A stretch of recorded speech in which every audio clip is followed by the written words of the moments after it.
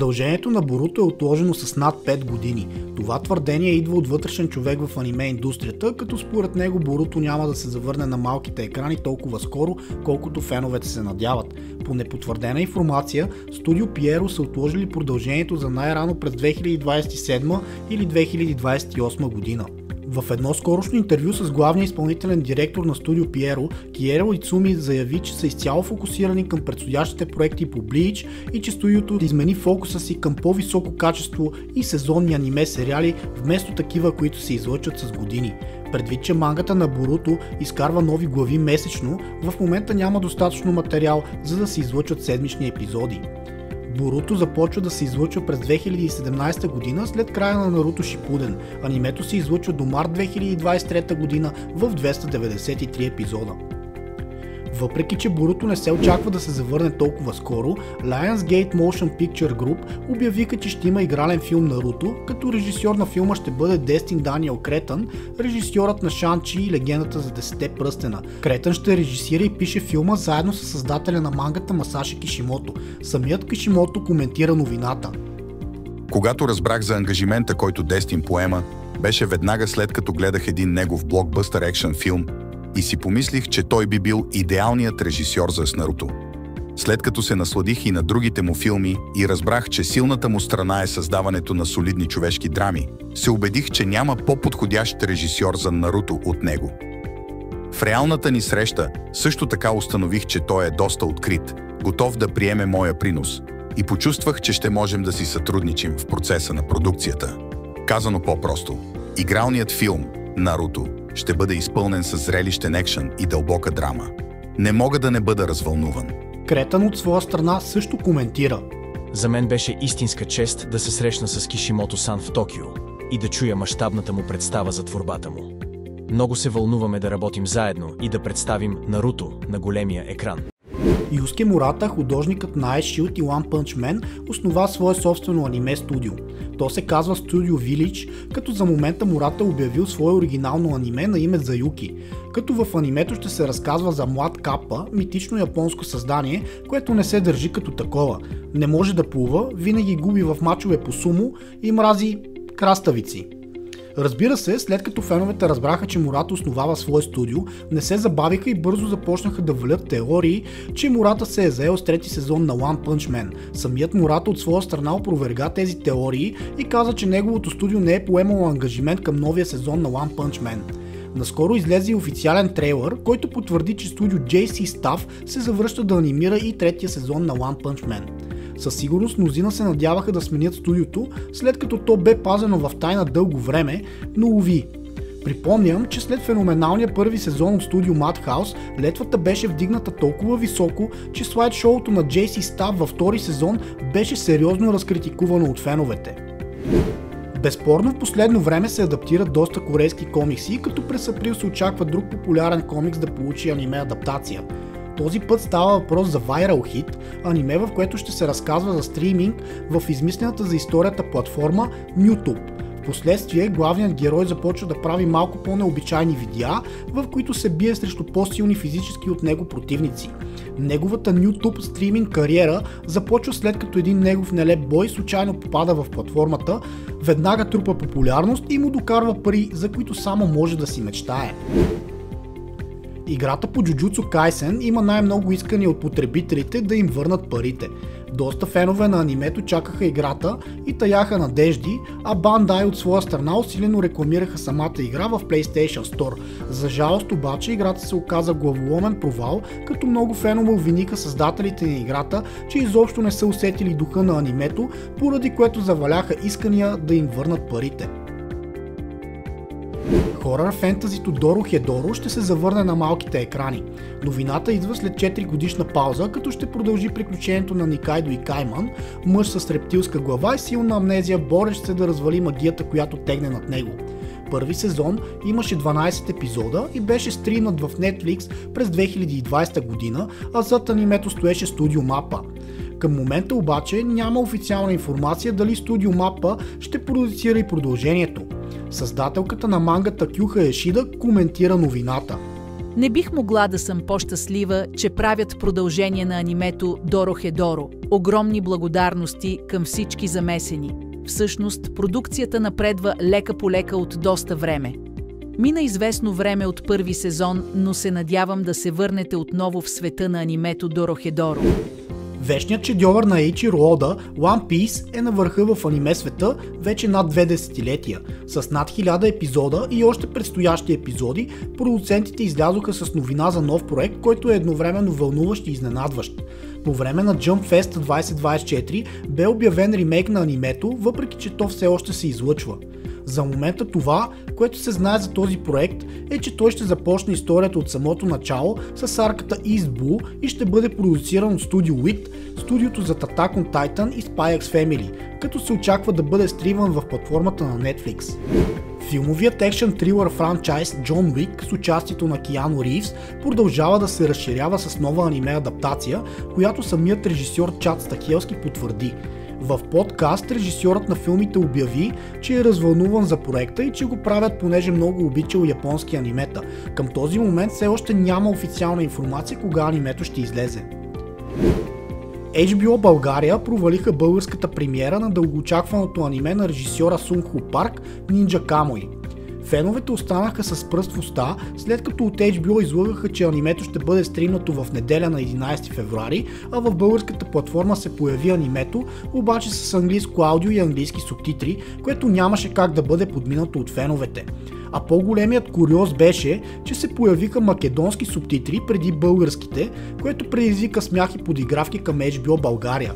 В крайна сметка българските субтитри на първи епизод излязоха 3 дни по-късно. От HBO си взеха бележка от феновете и вече излъчват епизодите на време и дори с японско аудио, което може само да ни радва. Ninja Kamui е екшън ориентирано аниме, в което се разказва за бившия нинджа Джо Хиган, който е нападнат от наемни убийци, които търсят мъст от него и семейството му за предателството им, след като бягат от клана си в провинциална Америка.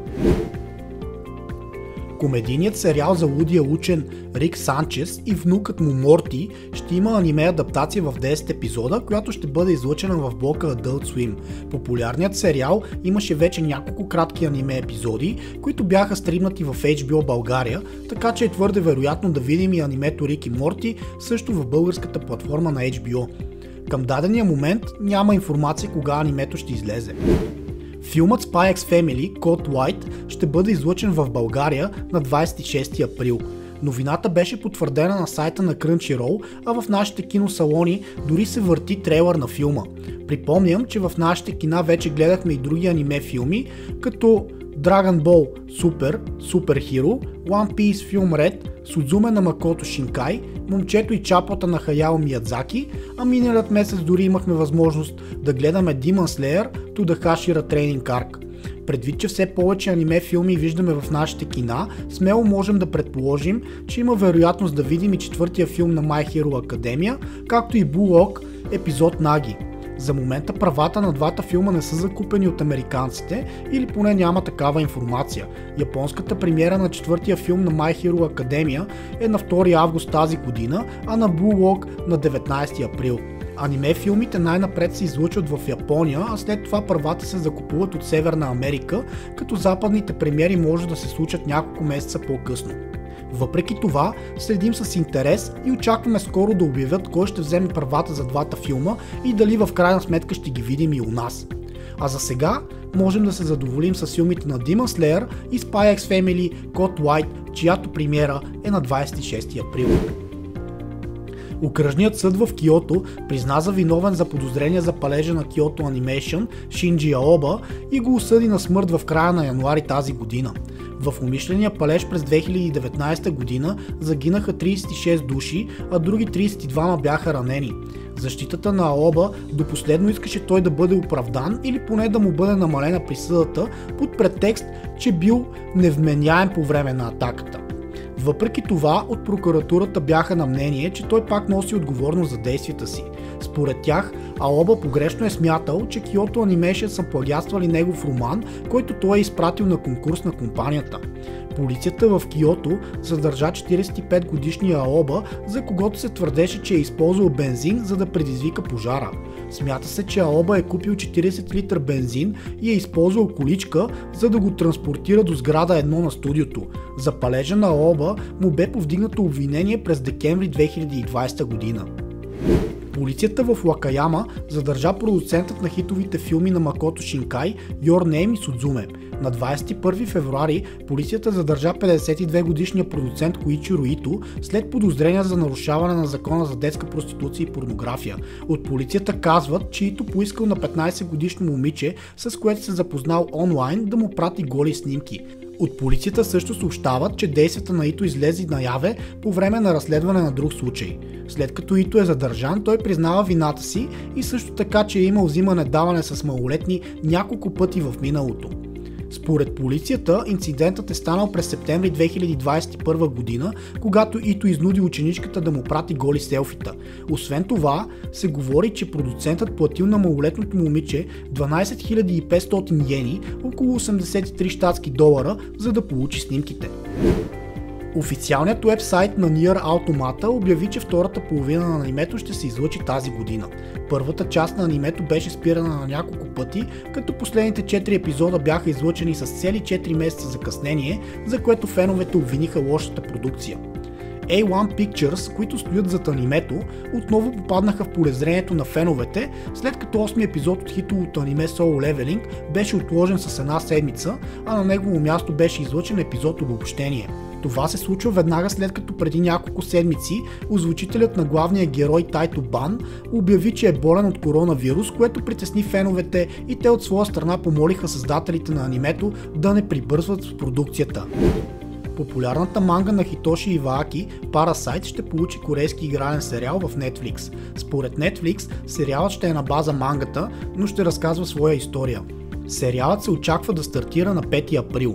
Мангата на Ивааки беше адаптирана в 24 епизодно аниме от студио Madhouse през 2014-2015 година, като анимето беше доста добре прието от феновете и получи високи оценки.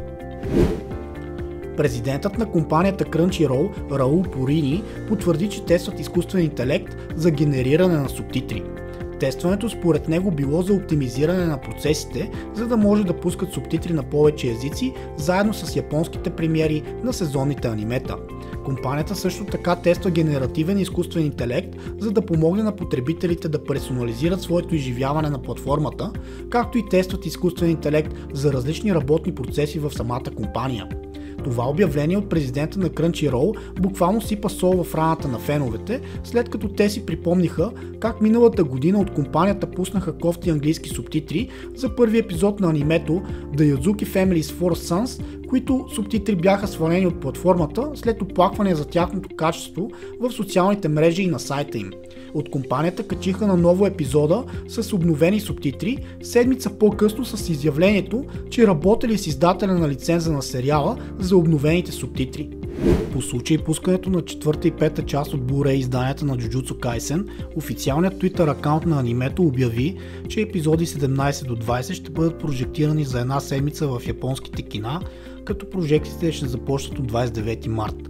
А епизод 17, в който е битката на Сукуна с Макурага, ще има коригирани и удължени кадри, които не са включвани в TV версията. Според един от аниматорите, тези допълнителни кадри ще допринесат за изживяването от битката и ще надминат всички очаквания. Blu-рейките се очаква да бъдат пуснати на пазара на 20 март тази година. Това бяха едни от най-интересните аниме новини през изминалите 2 месеца. Ако искате още аниме съдържание, може да ме подкрепите и чрез вашия абонамент за канала, като не забравяйте да натиснете камбанката, за да не изпускате нито един нов клип. Чао и до нови срещи!